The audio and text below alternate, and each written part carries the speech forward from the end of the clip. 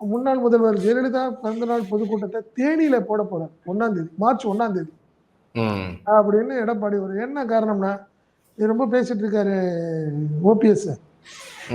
அதனால நம்ம அங்க கூட்டம் போட்டு நம்ம அங்க வருவோம், நான் போய் பேசுறேன், ஒரு பெரிய லெவல்ல மொபிலைஸ் பண்ணுங்கன்னு சொல்லி அன்பு தம்பி உதயகுமாருக்கு ஒரு அன்பு கட்டளை போட்டிருக்காரு.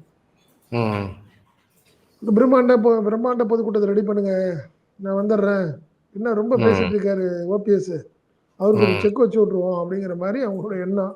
ஆனால் ஓபிஎஸ் என்ன நினைச்சிட்டு இருக்காரு, வாங்க பார்த்துக்குவோம், ஏன்னா அவருக்கு இது ப்ரூவ் பண்ற டைம், அவருக்கும் சரி டிடிவிக்கும் சரி, நீ வாங்க தேனியில் ஒரு பொதுக்கூட்டம் நடத்துறதுங்கிறது எடப்பாடிக்கு ஒரு சவாலான விஷயம் தானே.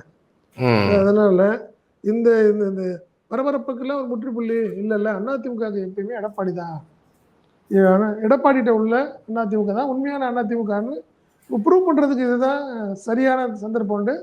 தென் மாவட்டங்களில் உள்ள ஒரு எடப்பாடியுடைய தீவிர ஆதரவாளரான யாரு உதயகுமார் கொடுத்த ஐடியா தான் இது.